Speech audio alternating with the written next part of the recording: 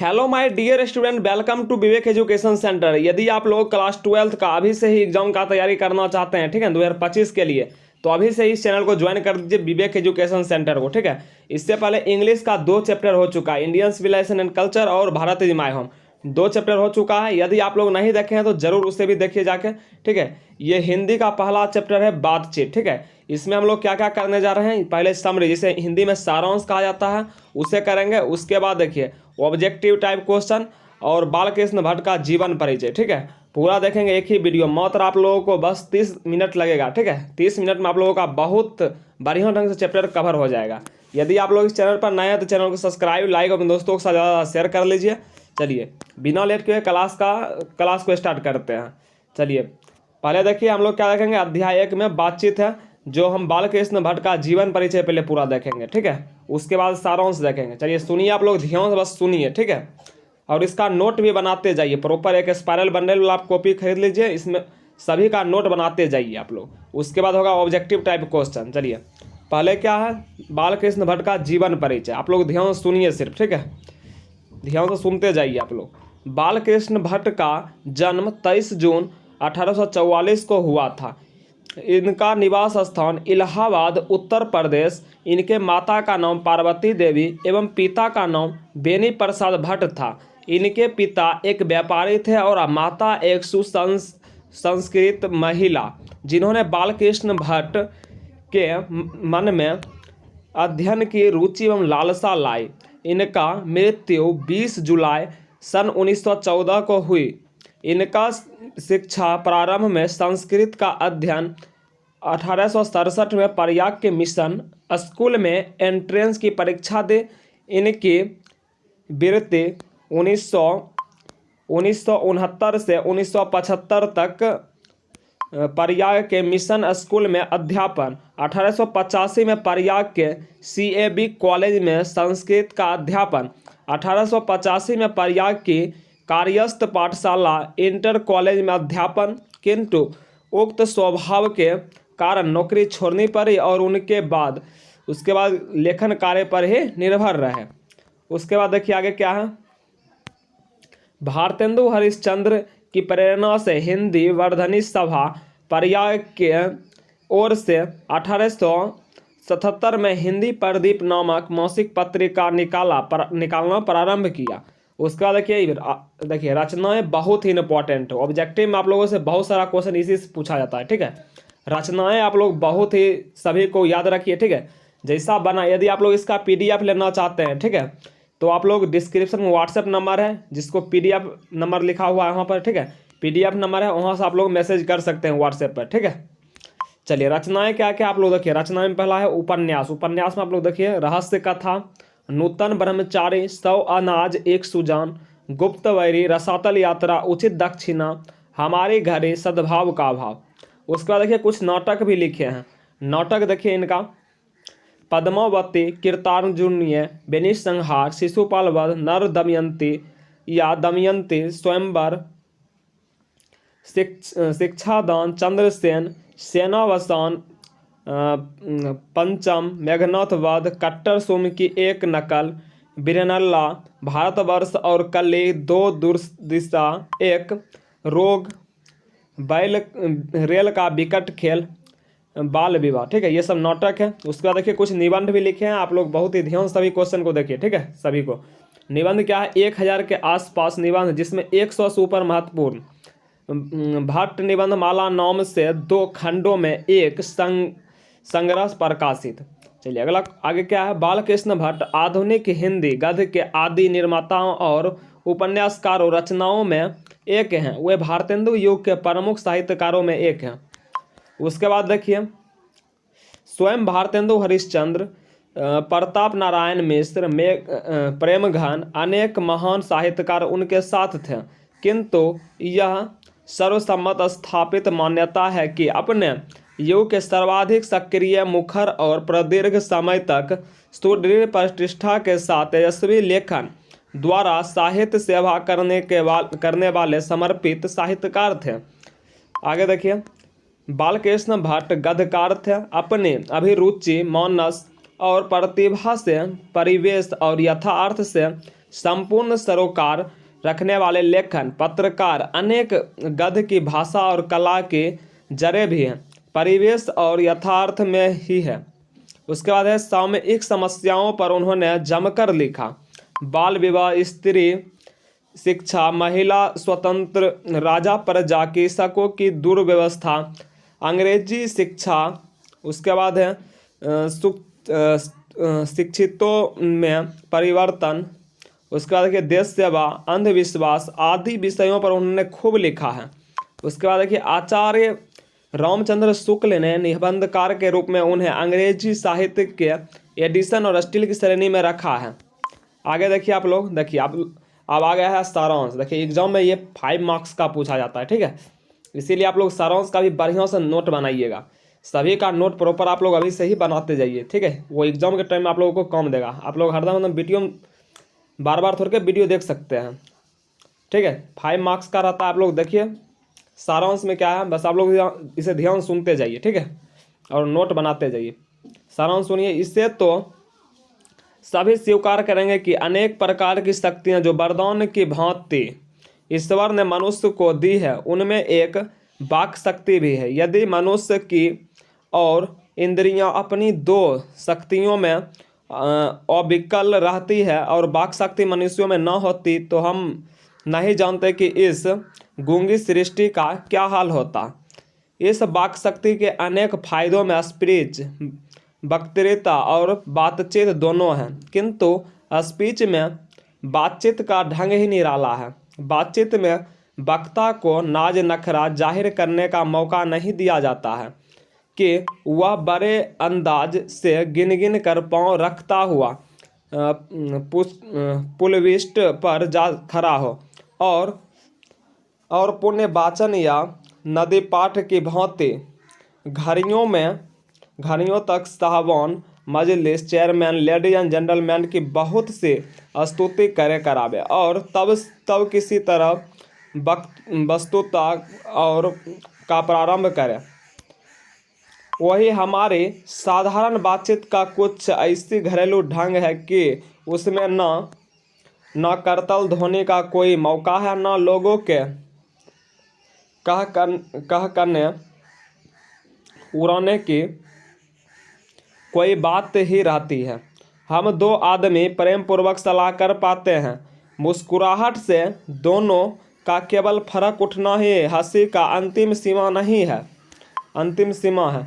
उसके बाद है इस बातचीत की सीमा 2 से लेकर वहाँ तक रखी जा सकती है जहाँ तक उनकी जमात, मीटिंग या सभा न समझ ली जाए। एडिसन का मत है कि असल बातचीत सिर्फ 2 व्यक्ति में हो सकती है, जिसका तात्पर्य यह हुआ कि जब 2 आदमी होते हैं तभी अपना दिल एक दूसरे के सामने खोलते हैं। जैसे गर्म दूध और ठंडे पानी के 2 बर्तन पास साट के रखे जाए तो असर दूसरे में पहुंच जाता है, अर्थात दूध ठंडा हो जाता है। 2 बूढ़ियों का मुख्य प्रकार बहू बेटी वाली हुई तो अपनी बहू और बेटी की गिला शिकवा होगा, या वे बिरादने का कोई ऐसा रसरसा छेड़ बैठेगी तो दोनों बात करते अंत में सोढ़े दांत निकल पड़ने लगती है। चलिए आगे क्या है, यहाँ तक हमने बाहरी बातचीत का हाल लिखा है, जिसमें दूसरे शरीफ होने की बहुत आवश्यकता है। बिना किसी दूसरे मनुष्य के हुए जो किसी तरह संभव नहीं है कि और जो 2 ही तरह पर हो सकता है, या तो कोई हमारे यहाँ कृपा करे या हमें जाकर दूसरों को कृतार्थ करे। पर यह सब तो दुनियादारी है जिसमें कभी कभी रसाभास होते देर नहीं लगती। वह शक्ति अपने में पैदा कर सके कि अपने आप बात कर लिया करे। हमारी भीतरी मनोवृत्ति प्रतिरक्षण नरटूक रंग दिखाई करती है। बरसों के अभ्यास के अंतराल में अंतराल में ही हम थोड़ी सी अपनी मनोवृत्ति इधर स्थिर कर वाक्य को हम के साथ बातचीत कर सके तो मानो मानो अहोभाग्य एक वाक्शक्ति मात्र के दमन से न जाने कितने प्रकार को दमन हो गया। उसके बाद इसलिए अवाक रह अपने बातचीत करने का यह साधन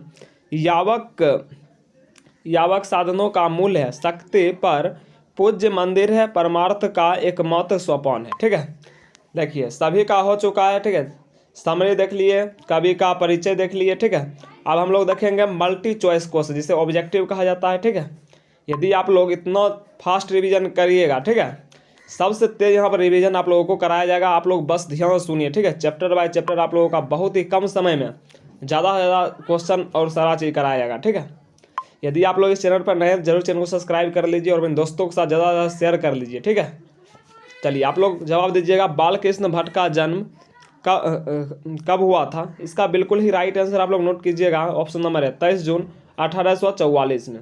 यदि आप लोग इसका PDF लेना चाहते हैं तो डिस्क्रिप्शन में व्हाट्सएप नंबर आप लोग वहाँ से मैसेज कर सकते हैं। ठीक है, चलिए 2 नंबर क्वेश्चन क्या है? बालकृष्ण भट्ट किस युग के निबंधकार थे? इसका 2 नंबर का आप लोग नोट कीजिएगा। ऑप्शन नंबर बी भारतेंदु युग। ऑप्शन नंबर बी बिल्कुल ही राइट है। अगला क्वेश्चन है मनुष्य की बातचीत का उत्तम तरीका क्या है? 3 नंबर का आप लोग नोट कीजिएगा।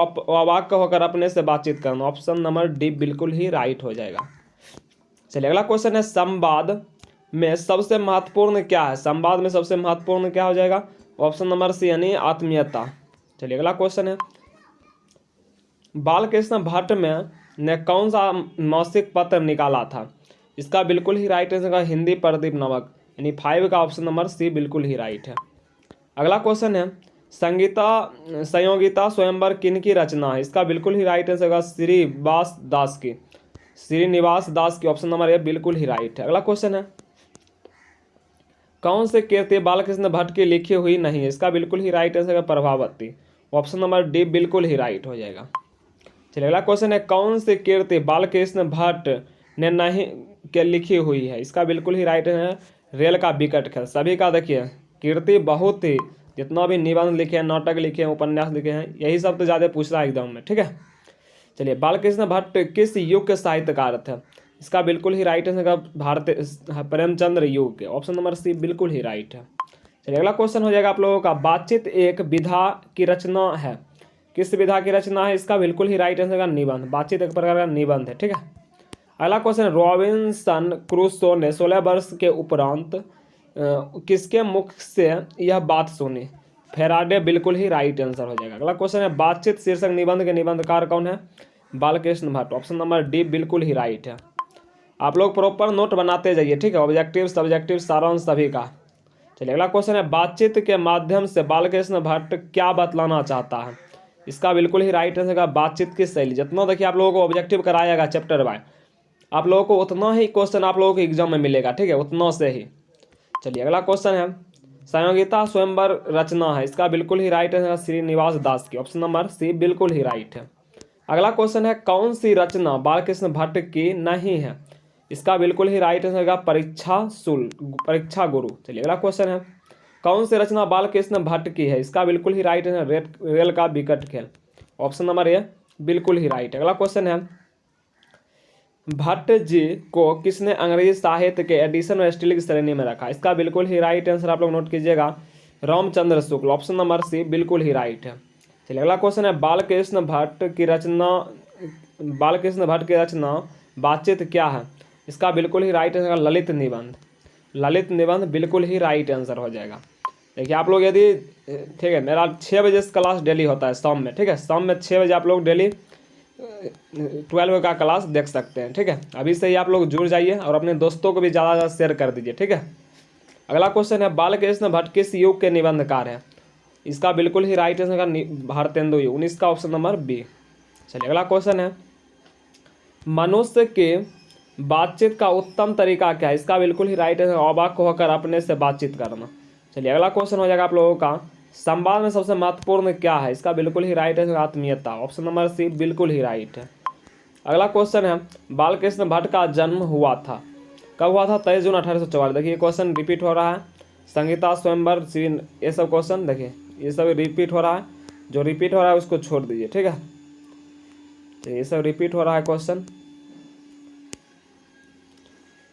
चलिए ये सब क्वेश्चन देखिए हो चुका है, जो हो चुका है उसके लिए टाइम बर्बाद नहीं करना है आपके लिए, ठीक है। चलिए अगला क्वेश्चन क्या है, बालकृष्ण ने हिंदी प्रदीप नामक मासिक पत्रिका कब निकालना प्रारंभ किया? 1877, बिल्कुल ही राइट आंसर है। चलिए अगला क्वेश्चन है, कौन सी रचना बालकृष्ण भट्ट द्वारा रचित नहीं है? इसका बिल्कुल ही राइट आंसर है मेघदूत, मेघदूतम बिल्कुल ही राइट आंसर है। चलिए अगला क्वेश्चन है, कौन सा उपन्यास बालकृष्ण भट्ट के द्वारा रचित है?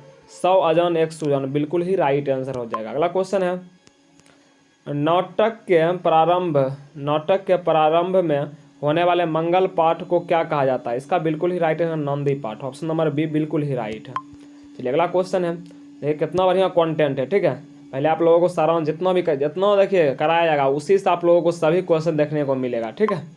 चलिए अगला क्वेश्चन है, रॉबिन्सन क्रूसो को 16 वर्षों तक ये क्वेश्चन हो चुका है। चलिए अगला क्वेश्चन है आप लोगों का, बोलने से मनुष्य के रूप का साक्षात्कार होता है, किसने कहा? Ben Johnson, option number B बिल्कुल ही राइट है। बहुत ही इंपॉर्टेंट ये क्वेश्चन है, ठीक है।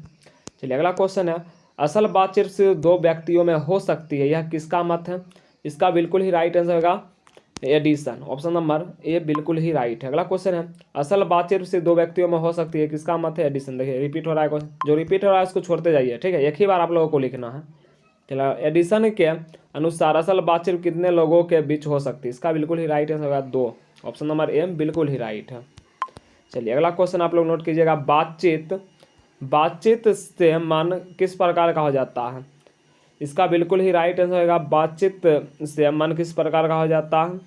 इसका बिल्कुल ही राइट आंसर हो जाएगा ऑप्शन नंबर डी, में से कोई नहीं, इसमें गलत आंसर है, ठीक है। चलिए अगला क्वेश्चन है, किसके न होने से सृष्टि गूंगी प्रतीत होती है? वाक्य शक्ति, ऑप्शन नंबर बी बिल्कुल ही राइट है। अगला क्वेश्चन है, आर्ट ऑफ कन्वर्सेशन कहाँ के लोगों में सर्वाधिक प्रचलित है? यूरोप के लोगों में, ऑप्शन नंबर सी बिल्कुल ही राइट हो जाएगा। चलिए अगला क्वेश्चन है, देखिए इतना 45 क्वेश्चन कराया गया है, ठीक है, हिंदी में पहला चैप्टर से। 45 में से ही आप लोगों को जितना भी क्वेश्चन बोर्ड पूछेगा उतना आप लोगों को मिल जाएगा, ठीक है। बस आप लोग ध्यान से इसे नोट कर लीजिए और सभी का नोट बनाते जाइए, ठीक है।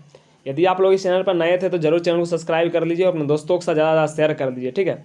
डेली यदि आप लोग लाइव क्लास देखना चाहते हैं तो 6 बजे शाम में जुड़िए, ठीक है। 6 बजे डेली क्लास होता है, आप लोग जरूर जुड़िए, ठीक है। आज के लिए इतना ही, फिर मिलते हैं किसी नेक्स्ट